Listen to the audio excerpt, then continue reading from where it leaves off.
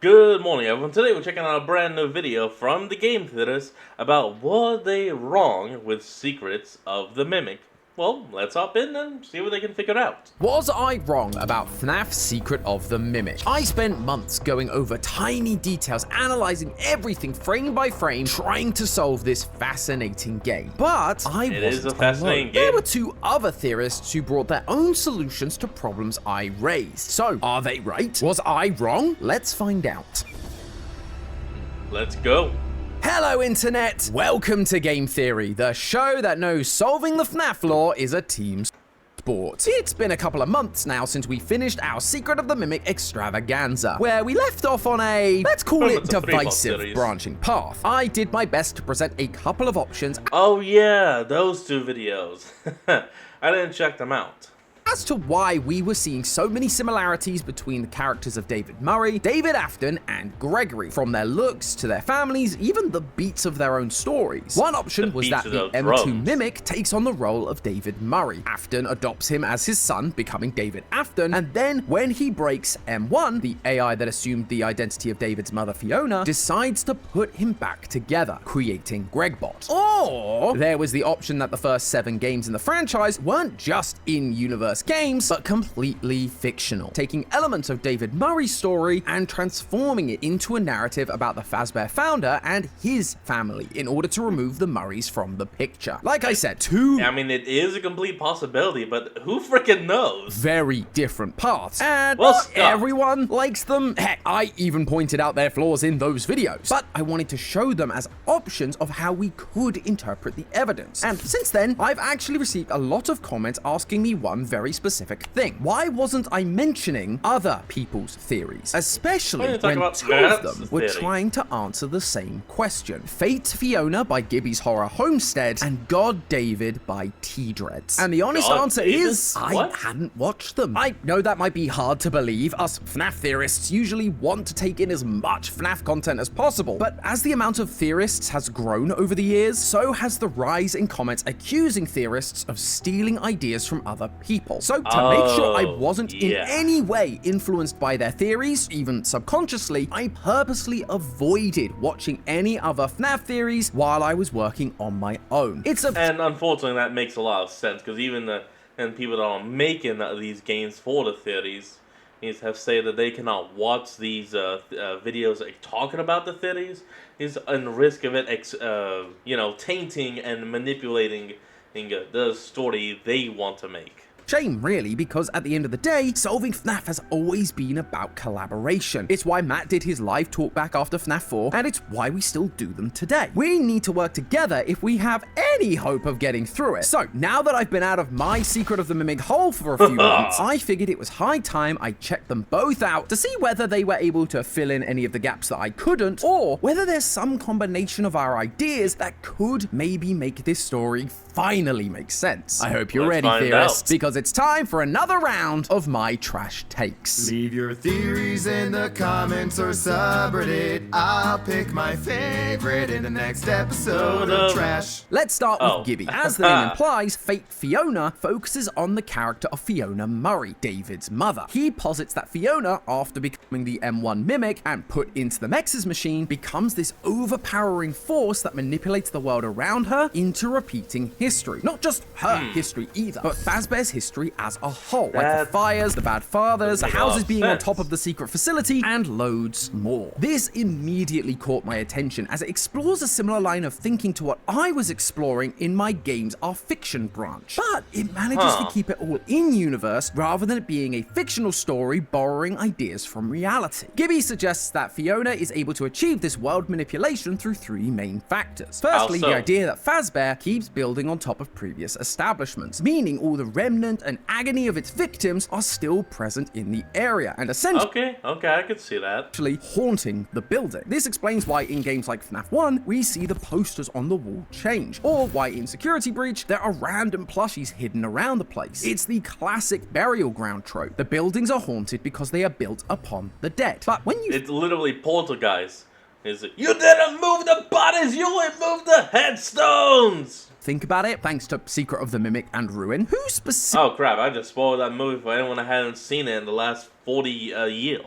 is What? dead and underneath all of these buildings, right in the basement of MCM, waiting to put her son back together, Fiona. Secondly, he looks at the story of Fetch from Fazbear Frights, and the concept of how human thoughts, if strong enough, can actually affect subatomic particles in order to manipulate the world around them and other people's thoughts. Okay, This there's is no a way real-world that's real. concept called the 0-point field. Gibby explains that down there in the basement, Fiona's thoughts are so strong, her desire to rebuild her family so powerful, that she is able to utilize the 0-point field and affect the thoughts of those in the area, namely William Afton, subconsciously planting the name David in his head so that he calls his own child David, as well as subconsciously giving him the idea to stuff kids into suits, like the Mimic used to do back in the 1970s. And finally, there's the Okay. physical wires. Fiona is plugged into everything Fazbear touches, much like the storyteller was in the Tales from the Pizzaplex books, an AI Okay, designed yeah, to that connect was to true. everything, but ends up infecting it with bad ideas and code. Similarly, Fiona gets plugged into Fazbear and so witnesses everything that happens throughout Fazbear's history due to the agony and Into remnant her they own leave mind. behind, causing the technology to also repeat parts of history, like Fredbear killing David when the opportunity presents itself because her son David also died on the premises, or Glamrock Bonnie being locked away in a back room, destroyed, being watched by possessed wet floorbots, much like Springtrap Right. was locked away in a back room after dying, being watched by 5 spirits. Oh, Fiona is yeah. the central hub for everything, with her memories and will being so strong, she's forcing history to repeat itself over and over again. Now, when I first watched That still doesn't make a whole lot of sense personally.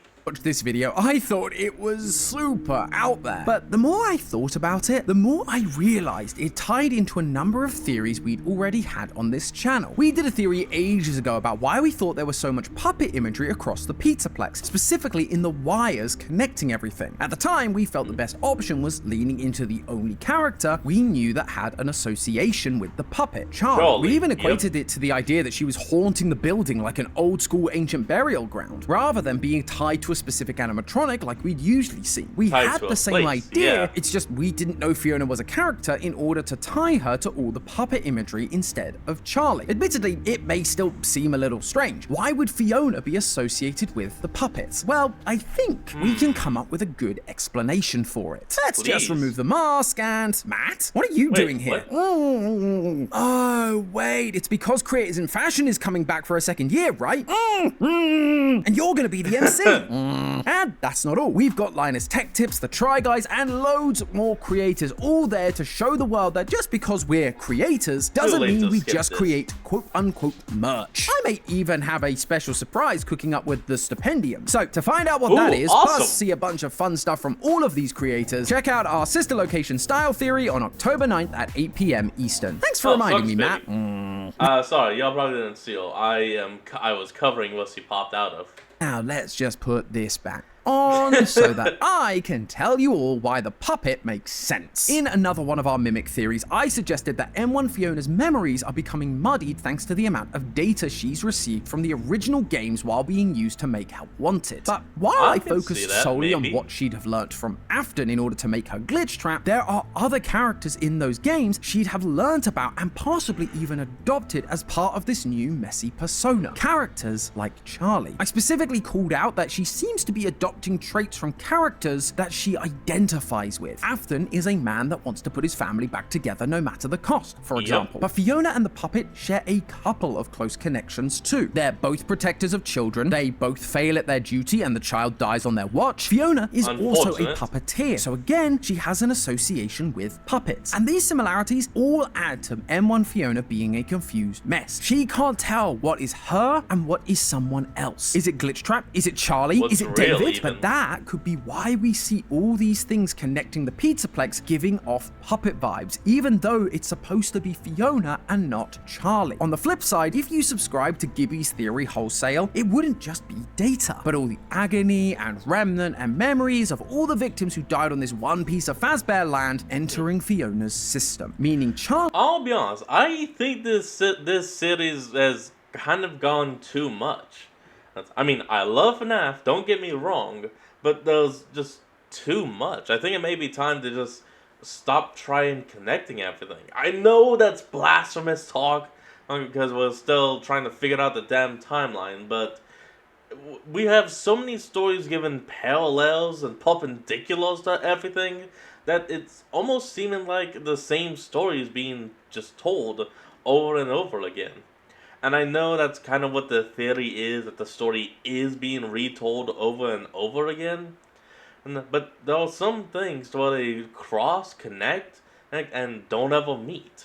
These memories are now part of Fiona too. But that also brings up the part of the theory that is possibly one of the biggest debates coming out of Secret of the Mimic. Is there possession, or is it just AI? For this theory to work, it requires you to be of the belief that the M1 Mimic program didn't just become Fiona through being an AI, but through possession, using the classic old school FNAF tools of things like Remnant and Agony. Two of the reasons I've seen for M1 being possessed are that she learned to be Fiona after Fiona had died, and that Edwin uses the frequency 4625 on one of the audio logs and hears the voice of Fiona after her death. This frequency is actually associated with a ghost radio frequency in the real world, known as the buzzer. As the name implies, it simply broadcasts a static across the airwaves, but occasionally you can hear words, sometimes even voices in the background. But the key thing is, no one claims to be running it, leading some to believe it's ghosts speaking from beyond the grave. However, upon looking into it more, it seems that this radio frequency is something more to do with Russian intelligence, with two other radio stations, the Pip and the Squeaky Wheel, also transmitting a similar signature sound, occasionally interrupted by coded Russian voice messages. It's real messages being sent by real people, not ghosts, which means that if Steelwool is invoking the iconography of frequency 4625, they're telling us, while it may appear to be something paranormal, it's actually a real person, or at least thing, that's sending the message. John FNAF has a great theory about how it's actually the Mycelium men who have recorded Fiona trying to help Edwin, because the AI Edwin made in all of his inventions was designed to know what you want better than you do, which also explains how M1 learns to be Fiona. It's not from Fiona herself, but from the recordings of her through the Mycelium men, which is why she acts like her, but she feels more stilted and robotic. I baked it myself for David's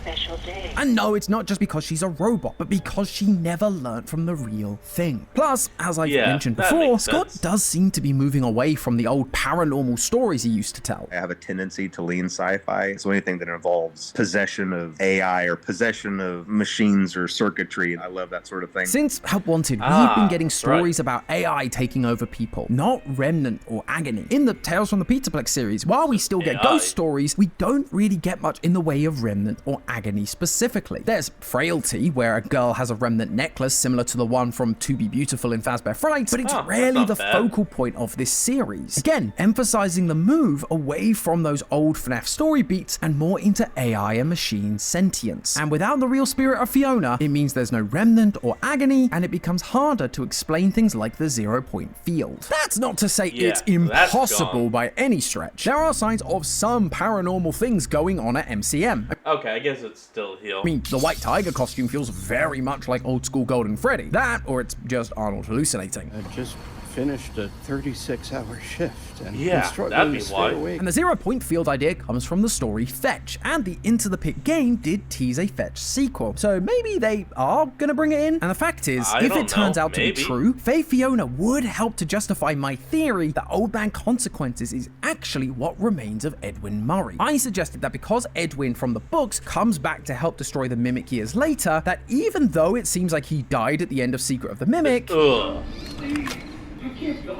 in reality, he didn't fully die, because no one ever dies in the series. I suggested that the king... They always come back. King in Princess Quest, known as Old Man Consequences in the game files, was like Edwin's digital signature, a safety protocol inside the Mimic's programming designed as a failsafe to stop the monster he'd created. Fake Fiona also ties into this theory, just in a more classic FNAF way. Rather than Edwin leaving behind a digital signature, it's literally his agony and spirit that, like like everything else, ended up inside Fiona's systems, which then plugged into all the boy. arcade cabinets in the Pizzaplex, which then allowed him to appear in games like Princess Quest and even FNAF World. So while I'm not entirely Man, sure that's about a the lot. method this theory is based on, I do have to say it helps explain a lot of our past theories, as well as a dozen other theories from across the internet. I also understand that it would be nice to have things like Remnant and Agony still feel like they're important today and not just a forgotten story device. But at the very least, Yeah, many of y'all probably wondering though why the emotion of agony. Well, apparently what was found out about is that it was the strongest emotion that could be left behind by a person's death. Anything else just wasn't strong enough. Gibby and I can agree that, one way or another, Fiona is definitely the one running the show here. But that's just one of the branching paths, and if you're enjoying this kind of branching path theory review thing that we're doing here, you should absolutely consider subscribing. Maybe you Been could hit the subscribed button for before years. Fiona sets the mimic on you. Probably got about 5, 4, 3, 2, 1. Nice work. Huh, it didn't shut her down though. Ah! Whew! Anyway, the second and probably most requested theory for me to look at is called God David by T-Dreads. The reason this one came as so requested is because it actually has a lot of similarities to the other branching paths I presented. The reason David Murray, David Afton, and Gregory have so many similarities can't be coincidence. They must be the same person. However, rather How than it being a so? bunch of robot kids, T-Dreads takes a slightly different approach. He focuses a lot on Gregory, pointing out a lot of the same similarities I did. Similar appearance, both being called Broken, sitting on a hill with their robotic protector, but the one extra piece he points out is the therapy CDs from Security Breach. These recordings yeah? are from therapy sessions with 2 different patients. One is Vanessa, with her being named in the tapes, and one is a mysterious unnamed patient, who we all came to call Patient 46. We theorized early on in the life of Security Breach that Patient 46 was in fact Gregory. This Yep. was later seemingly confirmed thanks to the story GGY, where we see a kid called Greg killing off these counselors when they got too close to the truth. The truth that Gregory wasn't really himself anymore, but being controlled by someone else. T-Dreads points out that Controlled. multiple therapists call him out for making up stories, that he's lying about his past, almost like an AI reading from a script. The way you told the story is more like you were reading something from a book. But rather than it being because Gregory is a robot, it's because he's possessed by a version of M2's programming, a version of David Murray. He points specifically to the Balloon World arcade cabinet in Gregory's hidey hole, the one which, as you play, begins to glitch out and become corrupted, ending with the words Right. "good night," as if Gregory is going to sleep and allowing M2 to take control. That's why when the therapists say lines like, You had great parents. it's because Gregory is telling the story of David's parents, not his own. Edwin definitely wasn't in the running for Father of the Year, and Oh, both God, Edwin no. and Fiona met tragic ends. But that wasn't true for Gregory's parents. I gotta say, I'm a fan of this. Even in my video where I brought up Gregory being a robot kid, I said I wasn't in love with the idea of having more robot kids around. It meant Yeah. that we had M1, Damn, M2, robot kids. now what, M3? It's just a lot of robot kids. No, it'd be G1. It's not enough real people. And this use of the therapy CDs actually helps move away from that. A robot kid made inside the Pizzaplex by M1, Fiona, and Vanessa wouldn't have physical records or files for the therapists to refer to. They wouldn't be able to say lines like, "You had great parents," because he'd be an anomaly with no past. He literally just Yeah. showed up one day. Just But poof. if instead That he's a is. real kid with his mind taken over, then he would have real records that might even explain why he ended up in therapy. Because his records. teachers noticed he suddenly started acting differently. From there, he starts acting Acting like and different. dressing like a slightly older version of David Murray, just like M1 wanted, only for him to be set free sometime before Security Breach. The only thing I would Oh, question break about free. this idea is the specifics of exactly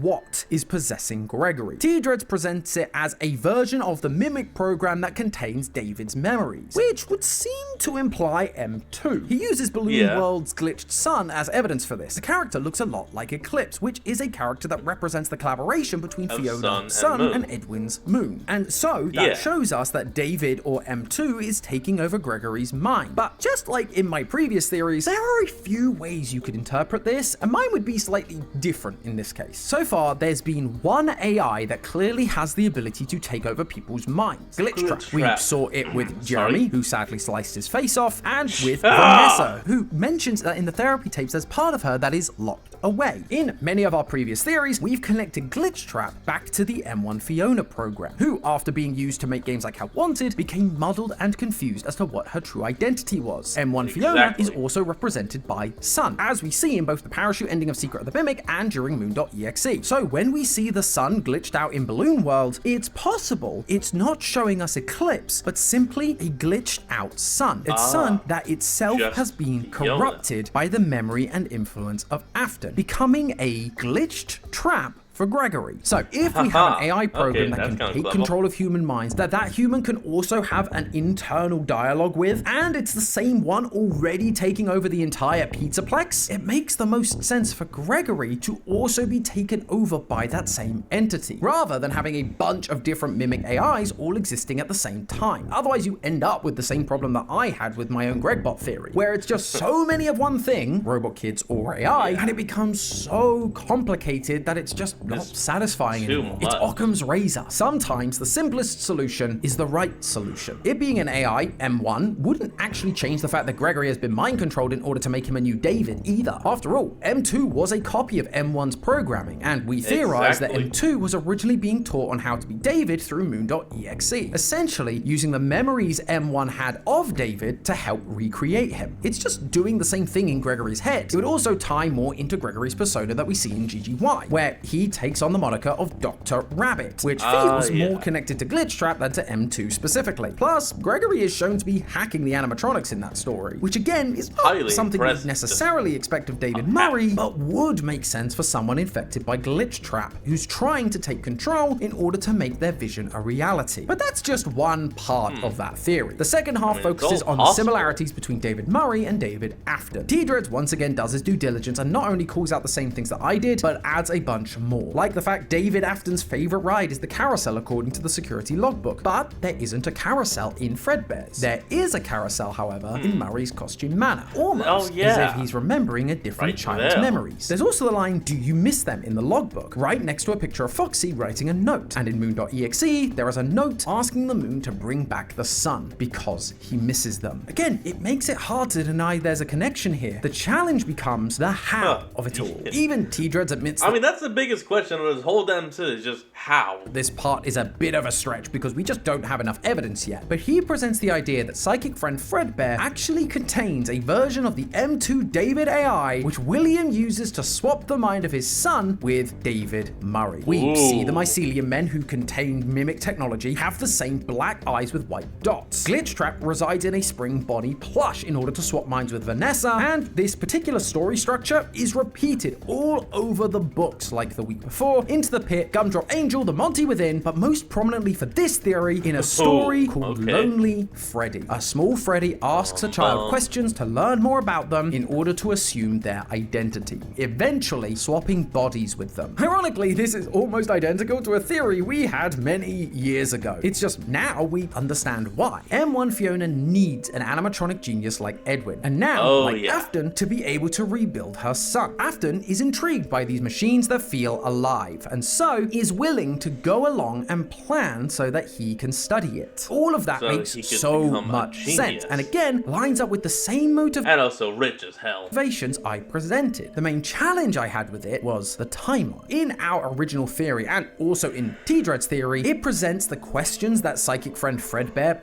/ the Lonely Freddy is asking are so it can learn stuff about David in order to steal his body and become David Murray once again. Except by the time we see him in the FNAF 4 minigames, he's already exhibiting signs that he is David Murray. He's wearing the same clothes, carrying the plushie around, he's scared of Foxy, has the same name. I suppose you could argue that these things are just things William conditioned him to do in order to make him susceptible to the mind transfer. But then, when does he take over? Is it after he gets bit, when he says, "I'll put you back together"? But then what happens to him after that? Why does he disappear from the story? And if it's before that moment, then it means Fredbear wouldn't have any need to ask ask those questions or be the M2 AI because he's already taken over David has Afton's the mind. body. Now, all of that being said, I do recognize that there's definitely evidence for the crying child being more like a human child than a robot one like I presented originally. After all, the key evidence that clearly. T-Dreads refers to, the security logbook, has two spirits talking to one another, the vengeful spirit Cassidy and the spirit of David. If the Fredbear plush was the M2 David Murray program, then David Afton's spirit would be present and able to attach itself to Fredbear in order to take control and then talk to Cassidy. Plus, in the logbook, we see yes. David struggling with his memories, hence all the questions about favorite toys, rides, and even his name. Cassidy is trying to help him remember, maybe because his own memories have been suppressed for so long by M2, much like with Gregory and the therapy CDs, although we don't ever get the last name from that spirit. So I suppose there is a chance that this is really David Murray's spirit, trying That to is a remember itself possibility. after years of wandering, kind of like we see happen to Jake in the Stitch Wraith stories. I mean, Cassidy is Oh, calling yeah, out that maybe. his favorite ride is the carousel, which, as T-Dreads points out, the crying child, David, wouldn't have ever witnessed. But we know that David Murray did. And all of this can be happening while M2 is walking around dressed like David Murray, now under the watchful eye of William Afton. And see, this is why I did the branching paths in that original Okay. theory to begin with, because it's important to explore all of the options. And I'm so glad to see other theorists exploring alternative ideas from the same evidence, while bringing up new points that agree, just but also so counter much. my own. Every theory has its strengths and weaknesses, but just because we don't like one part of the theory doesn't mean we have to throw the animatronic baby out with the bathwater. I love the evidence surrounding Gregory's possession by the Mimic. We may differ on the specifics, but it solves one of the big problems I had with the Gregbot theory. Even if I don't believe that M1 is physically possessed by Fiona, it doesn't mean that I can't use parts of that theory to fill the gaps that I had with characters like Old Man Consequences or the Puppet. And I hope that both Gibby and T-Dreads are able to take some of the additions or counters that I've made. I mean, one thing that is always true about whenever you make a theory